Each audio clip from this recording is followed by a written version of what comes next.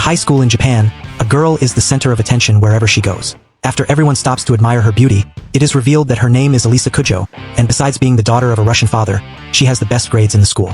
She starts walking, and a boy appears, greeting her. She replies with a good morning, and he says they should get to know each other.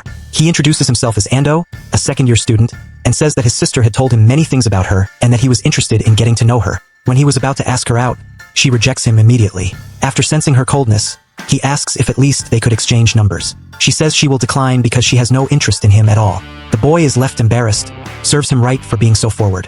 After dismissing him, she says she has one last thing to mention, that his necklace is against school rules since she is part of the student council. After leaving him speechless, everyone is amazed since she rejected the most sought-after guy in school as if it was nothing. Finally arriving at her classroom, she finds several boys staring at her. Seeing her friend Q sleeping, she greets him. When he continues to sleep, she kicks his chair to wake him up. She greets him again and asks if he stayed up late watching anime again. She says he never learns and that he shouldn't sacrifice a good night's sleep for anime. He says the episode ended late, and he spent 2 hours discussing it with an otaku friend. She asks if he's an idiot, and he says if being an idiot means showing love for an anime he likes without caring about the time, then he accepts the label. She corrects herself and says he's an idiot without salvation. As he yawns from exhaustion, she says something in Russian to him. He asks what she said, and she replies that she called him pathetic. He starts searching under his desk but finds nothing. He asks if she can share her chemistry notes with him. She asks if he forgot again, and he says he left them at home. She says it's okay, and he thanks her. As class continues, Hughes is exhausted. The teacher starts writing on the board, and the Russian girl throws a pen at him to wake him up. But unfortunately, he had his hand raised, and the teacher had just asked a question. The teacher tells him to answer quickly. He stands up and asks what question they were on. Looking to the side, she points to him and he says the answer is option 2. The teacher says that's wrong. He asks the Russian girl and she says the correct answer was option 8. Realizing she made him get it wrong on purpose, the teacher tells him to pay more attention in class. He tells her not to give him the wrong answer, and she says she only pointed to the question they were on. He says she's lying and that she clearly pointed to number 2, and she says he's mistaken. She smiles at him and he asks what that smile means. She calls him cute, but in Russian. He gets embarrassed and asks what she said, and she says she called him an idiot. He starts recalling that time when she clearly called him cute. He wonders why she calls him cute and understands perfectly what she's saying. She continues speaking in Russian, making another compliment to him. He gets flustered and wonders why she's calling him that. What she doesn't know is that in his childhood he had a friend who spoke Russian, and by spending time with her, he naturally learned to speak the language back then. He starts wondering why such a beautiful Russian girl is flattering him, and even if it's in Russian, he understands everything. He thinks that if he admits he understands her, she might faint, but to avoid any problems, he prefers to keep it a secret. The scene cuts and he decides to take out his phone. She tells him that phones are not allowed in class unless it's an emergency, and he says that in this case it is an emergency. She looks worried and asks what kind of emergency it is. He replies that he only has 10 minutes to unlock a new character for free. She says he's quite bold to do that next to a student council representative, while he celebrates having unlocked the SSR Tsukuyumi. She confiscates his phone to take a look. She asks if this Tsukuyumi is the moon goddess in Japanese mythology and why her hair is silver instead of black. He says it might be a reference to the moon and that he doesn't care about the details because he thinks she's very beautiful. She gets annoyed and returns his phone. She says in Russian that she also has silver hair and that he's betraying her. Realizing what she's saying, he becomes embarrassed. He asks what she said, and she says she called him a game addict. He pretends not to understand and says she's insulting him. He says she can't call him an addict and that he's just a casual gamer. She says she thought he was a more serious boy. He says being serious is his middle name, and she says that's the exaggeration of the century. He replies that they still have at least another 80 years ahead. The scene cuts to break time, and he starts shouting that he wants to be popular with girls. They look at the Russian girl and her sister, who is the student council secretary, accompanied by Suu, the council spokesperson. One of the boys says that Kujo-senpai is very beautiful and that he wants to get closer to her. Another boy says he heard she already has a boyfriend, and Q says she always rejects boys by saying she's already dating someone, and with or without a boyfriend, he wouldn't stand a chance. The boy gets upset, telling him not to be so smug just because he's friends with the Russian girl and that he's jealous because he can call her by her nickname. Hughes admits it's true, but she always seems disappointed in him. The boy says it's not so bad since she doesn't talk to anyone else but him. The boy says if he doesn't have a chance with one, he'll try his luck with the other, who is friendlier than the Russian girl. While they talk about the girls look for a place to sit. Seeing Hughes sitting there, the Russian girl approaches and asks if she can sit with him. He says she can make herself comfortable and asks if it's okay with the other boys, who say it's fine. She seems impressed that both of them chose to eat instant noodles, and the Russian girl doesn't like it at all. She says it tastes good but thinks it should be a bit spicier. He agrees with her, and she says maybe she'll bring this up with the council. He tells her she shouldn't bring her preferences to the council. The Russian girl, feeling jealous, asks if they are friends. She says they've been friends since they were kids. The Russian girl is impressed, and he asks if they get along well. She says they are becoming good friends, at least that's what she wants. She says maybe it wouldn't be fun to be her friend, but the other girl insists they would be good friends. The excited boy stands up and says he's finished eating, and they say they are leaving. He says the girls shine too brightly, and he can't handle it. The Russian girl moves a bit closer to him and nearly chokes. She asks if he'll accept her offer to join the council, and he says, as he has said many times, he's not interested. She says he would fit perfectly with them since he has experience as vice president. The Russian girl doesn't understand, and the other girl explains that when they were younger, she was the president and he was the vice president. He says he only accepted because she kept insisting. She says it might surprise her, but even though it didn't seem like it, he was good at it. He feels embarrassed, and she says in Russian that she believes in his potential too. The scene cuts, and the Russian girl asks if they were close. He asks if she's surprised, and she says very much, as she didn't imagine he had a friend. He says that he does have one, and she's right in front of him. She asks if they are friends, and he says he thought so. She agrees and says they are friends. He asks where she's going, and she says she remembered something she needs to take care of and walks away excitedly. Suddenly, there's a flashback of Q's with his childhood Russian friend. She calls him Pineapple, and he corrects her, saying it's Masachika. She corrects herself and asks him to sit next to her. She starts speaking in Russian, saying the sky is beautiful. He tries to respond but stumbles over the words, and she corrects him. As it gets dark, he says goodbye to her. He wakes up and says he studied Russian just to talk to her but can't even remember her name. Morning arrives and no one has arrived yet. He starts organizing the classroom and says now it's perfect. The Russian girl arrives and he greets her. He says he woke up early to tidy up the mess. She sarcastically asks if he really woke up early. Then it must be going to rain today. He notices a black stain on her sock and asks if she stepped in a puddle. She says she's not an idiot like him. He asks if she's calling him clumsy. She says she didn't say that. Actually, a truck passed by and splashed water on her. He says those drivers are all reckless, and she says it was her fault for walking so close to the street, but she brought another pair of socks, so it's not a problem. She asks if he really doesn't want to join the student council, and he says he's not really interested. She starts taking off her sock, and Q's gets excited. Realizing he's looking away, she gets an idea. She asks him to get the sock from her locker since she already took off one sock and can't get it herself. He gets impatient and fetches the sock for her. She asks him to put it on, and he is shocked, asking what's gotten into her. She says it's a thank you for getting her sock. And isn't this already a reward for him? He says this would be a reward for thousands of people. She asks if she's wrong, and he says she's right. She says in Russian that for her, this is also a reward. He starts wondering what these shows of interest in Russian mean. He thinks she might be tired of being so perfect and is using him as an escape. She asks what the problem is, and he says he just wants to know what she said. She says she only called him a coward and that she'll put the sock on herself. He says there's no need for that and he'll put it on. She asks what he thinks he's doing, and he says she's the one who asked. She starts to feel shy, and he says she called him a coward, and he won't accept being called that.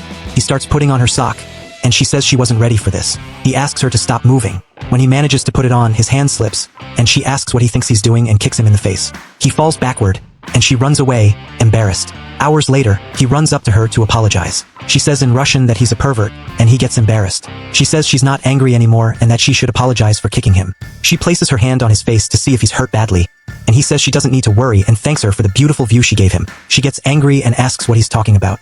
She gets embarrassed and asks if he saw something, and he says yes, thanking her for the blessing. She punches him in the face and says in Russian she can't believe it and calls him an idiot. He starts chasing after her, asking for forgiveness. She keeps running away, asking him to stop following her. She jumps over the hallway, and he says that's why she always gets perfect scores in physical education. 10 minutes later, they are both exhausted. He asks if she's okay, and she says she'd be better if he hadn't chased her. He apologizes again, and she says she understands and that it was her fault. He kneels down and hands her a can of ashiruko. She asks what his intention is, and he says to accept it as a peace offering since he knows she loves that drink. She accepts the drink, saying she'll drink it only because she's thirsty. She indirectly asks in Russian if he wants a sip. He is shocked, wondering if this is an indirect kiss and if saying yes means they will indirectly kiss. He asks what she said, and she says she mentioned it's good to drink something sweet after exercising. She speaks in Russian, saying it seems he doesn't understand a word she's saying. He starts to freak out, saying he actually understands, until the next day arrives, and he asks her what she wanted with him. She says it would have been right for him to ask if she had waited too long to be a bit more gentlemanly, and he starts being more polite, albeit ironically. Then the Russian appears and says they got along well. He says he didn't know she was there, and she apologizes if she's interrupting them. For some reason, He gets nervous around her and asks if she wanted his help organizing this mess. She remarks that he seems used to it already and asks if he could get that board game for her. He hands it to her, noticing there's also a deck of cards, and she mentions they use them at school festivals, and she played them at the student council the other day. He asks who won the game, and the Russian notices they're talking too much and tells them to focus more on their task. She starts saying in Russian that she also wants his attention, and he gets all embarrassed. He starts wondering how she dares to say that. She looks at him and says she's hitting on him, but he had no idea. And she continues singing a needy little song asking for his attention, until some time passes and she thanks him for his help. Then an impressed guy shows up saying they're already done. After finding out that Q's helped with the task, he says he's the council president. He says he's heard a lot about him being very talented. He starts looking at him and says he really looks like a president. When he was about to say goodbye to them, he says he would feel bad if he didn't repay the favor, and in that case he would pay for his dinner. He says he didn't need to, but he thanked him anyway. She says he should accept it. After all, dinner wouldn't be ready when he got home. He asks how she knows something about his house, and she says they were childhood friends, and he says in that case they should all go to dinner together. Until the scene cuts, and they were already at the restaurant. He says he thought they would take until tomorrow to finish. The girl starts praising Q's and says he was amazing. The president says it's not normal for SOU to compliment people, and if he was interested in joining the council. He turns down the offer and says he's tired of it, and what he did in junior high school was enough. He keeps insisting that he enters, and he says he is not very ambitious. She tells him to join them and that it would be better for him. He says she's practically the right choice to be the next president, and she says she wants to be in the student council with him, and he says he doesn't want to and that it's a lot of work. He says he was wrong in saying that only SOU was the candidate for president, and that the main one is Kujo. He asks if this was serious, and she says she would be running against SOU next year, until the waitress appears and says it's time to eat. After filling their bellies, they say goodbye and go their separate ways. He tells them to move forward, and she says he doesn't need to take her home. They start walking, and he asks if she really was going to run for president. She says yes, but the atmosphere gets a little heavy. She says he could leave her right here. Until the scene cuts, and Q's arrives home and comes across a pair of shoes at his door. When he gets home, she asks if he took the Russian home. He asks what she was doing here, and she says she's going to sleep here tonight. She starts talking about the manga she was reading, and how the unknown guy should be the heroine's brother, and how the protagonist doesn't notice. He says look who's talking, especially she who pretends to be his childhood friend. She says it wasn't a lie, and if he knew what a childhood friend was, he says it's someone you got along with as a kid. And she says he was right, and that includes brothers, childhood friend, otaku friend, sister. They can all be true at the same time. She returns to reading the manga and says that the guy with her was the older brother. He says that was classic, and she says that he was kissing her. He asks what the hell that was, and she says it was a masterpiece, and he says maybe they could just be half-brothers or something like that.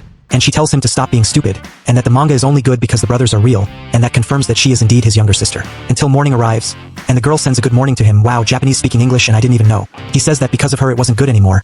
She says she was just waking him up with love and affection, and he tells her not to talk as if it were a joke. He says it was VD, and she asks if it was a divine goddess and that he really loved her, and he says it's VD for domestic violence. She says she was running out of options, and that next time, she would hide under the bed to pull his leg. He asks what she was thinking of doing, and after hearing her nonsense, he tells her to get off him. Until afternoon arrives, and the crazy ones had already watched a movie. She says it was great to see the exclusive moments that don't appear on TV, and she tells them to watch it again. He pulls her and says they need to go shopping. While they take a walk in the mall, they start looking at clothes, but she says she wants to buy some anime items. He's amazed to see that it costs 15,000 yen, and she says women's fashion costs per centimeter of fabric. He calls her and asks if it was his impression that there was something silver spying on them, and she says it wasn't just his impression. He says she took the ponytail off and that she was very different. Meanwhile, the Russian was just spying on them. They start talking, and he says he's surprised she noticed before, and she says she has a great sixth sense for detecting close people. He starts wondering what they were going to do now, and when he sees it, his sister had gone to talk to her. She gets all embarrassed and says she just happened to run into them a little while ago. And they say just a moment ago. She asks if she had already had lunch, and she says she hadn't yet. She says that since that's the case, she could go to the restaurant with them, and ask if she was really thinking about taking the Russian to that restaurant. She says he himself was looking forward to it. He says that since they are going with the Russian, they should go somewhere else. She acts tough and asks what the problem was. She asks if she likes spicy food. She starts thinking and she understands what kind of restaurant it would be. His sister says they were going to a place where they served spicy ramen, and since she likes spicy food, she should go with them. He says it wasn't that simple, and that he was going to be honest with her.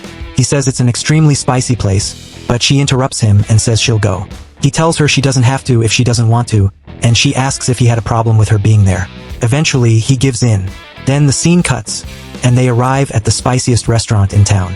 The Russian girl is shocked and asks why it's called Hell's Cauldron, and if it's not a ramen house. She confirms it is, and wonders why hell is in the name. He says she'd better give up, but she says she was just surprised by the name, that's all. After experiencing the very peculiar restaurant, she says she doesn't know what to order.